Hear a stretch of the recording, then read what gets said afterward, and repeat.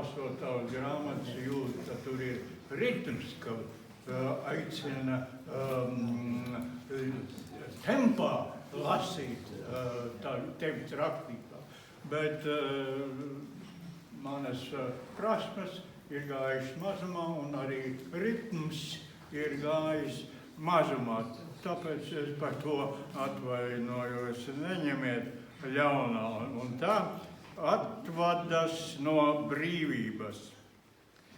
1940. Gada 22.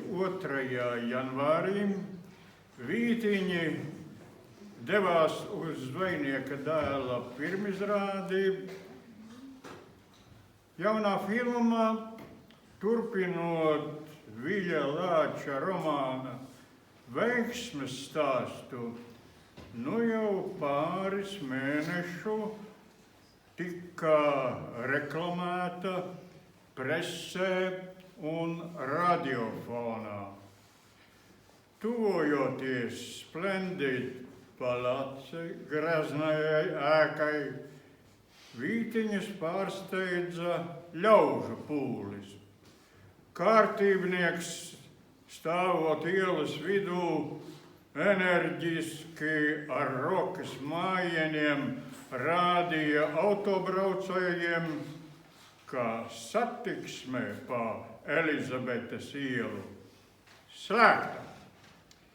Pienākot pie kinoteātra ieejas, viņi izdzirdēja šķindojumu. Pūlis bija izspiedis ieejas durvju stiklu. Vītiņi, nāc ar mani!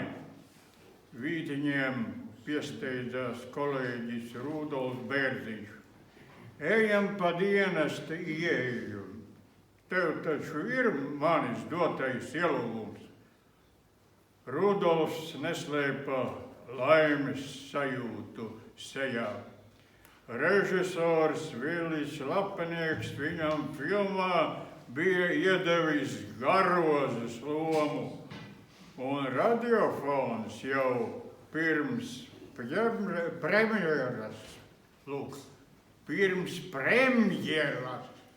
reklāmai spēlēja Bērziņa dziedāto Laša kundze bola acis ar lipīgo piedziedājumu Jūra krāts un vēji pūš, priekos bēdās paiet mūžs.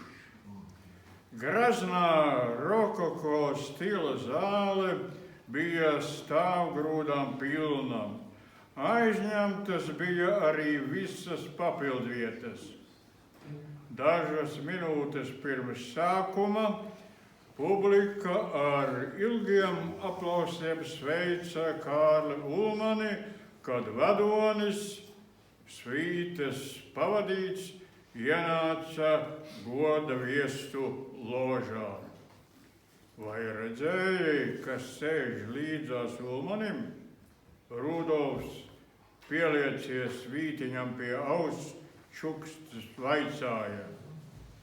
Nu, tak jau laikam tavs uzvārda brālis, Alfrēds Bērziņš, Vītiņš atčukstēja. Tad ne jau par Bērziņu es prasu, Rudolfs atbildēja. Es brīnos, kā vadonim līdzās ticis Vilis Lācis. Šitam kundziņam gan šobrīd būtu vajadzējis atrasties politpārvaldes arestantu telpās. Ko? Vītiņš nesaprata. Kāds sakars rakstniekam ar politpārvaldi? Vai tad tu, Vītiņ, vēl nezini? Bērziņš brīnījās. Slepeni policija atklājusi Lāča sakarus ar komunistisko pagrīdi, bet vadonis Benjamiņas luteklim, acīm redzot, iedevis indulgenci.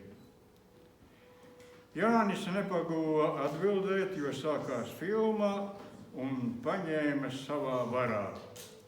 Tai beidzoties, zālē skanēja ilgi aplausi, un Rudolfam priekā starojoši piesteidzās režisors Lapenieks. Bērziņ, nāc man fikse līdzi, vadonis grib redzēt visu mūsu radošo komandu. Iedomājies, viņš teica, ka mēs esot strādājuši nevien ar stundām, bet arī ar sirdi. Un tā taču patiesiem bija, vai ne, Rudolf?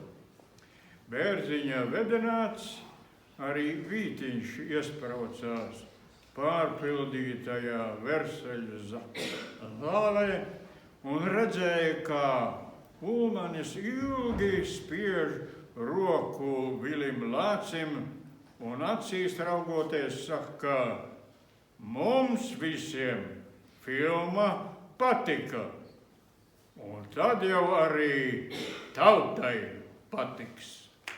Bravo!